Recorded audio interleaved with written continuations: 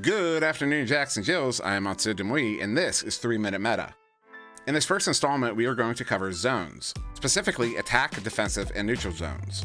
Before we start, everything I cover in these videos are just basic guidelines to help get you more familiar with the meta. These represent only my interpretation of the meta, and it may not be shared by everyone. So we'll begin with an analogy. In the game of basketball, the court is split into two halves. To your team, these are the offensive and defensive zones. The defensive zone is the half occupied by your team's goal, and the offensive zone is the half occupied by the other team's goal. Hockey does this as well with offensive and defensive zones, but hockey also adds a neutral zone in the center of the ice. In both sports, it is the rules of the game that define the zones and thus influence the strategies that teams develop around them. And in Echo Arena, we effectively take this concept of zones one step further. It is common, even the norm, to identify the two halves of the arena as the offensive and defensive zones from your team's perspective. But in practice, what you effectively have are two defensive zones, two neutral zones, and two attack zones. Mid doubles as both an attack and defensive zone depending on whether or not you control the disc. In Echo Arena, an offensive attack happens in two stages. First, the offense has to get through mid, and then they can set up for an attack on the bubble. There is no bubble attack before getting through the choke point at mid. In the analogy we started with, where game rules were what define the zones, here it is a level design of the arena, i.e. the geometry, e.g. this choke point, that creates this unique defensive zone. So then what is a neutral zone? For offense, this is a zone in which you tend to stage your attacks from.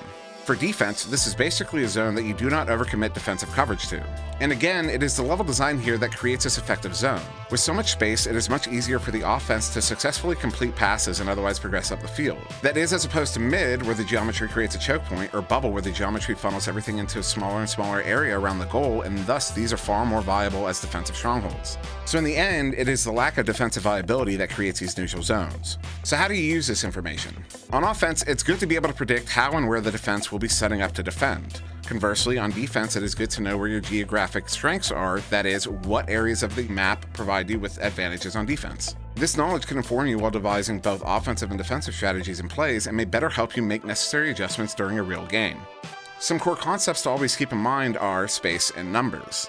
These exist on a sliding scale where more space and fewer numbers tends to favor the offense, while less space and more numbers tends to favor the defense. Numbers here just meaning the number of players in a given area. Now with all that said, what are your thoughts? Does this help you visualize the game any better? Do you completely disagree with what I had to say? Or maybe you had some questions or even a potential topic for a future 3-Minute Meta.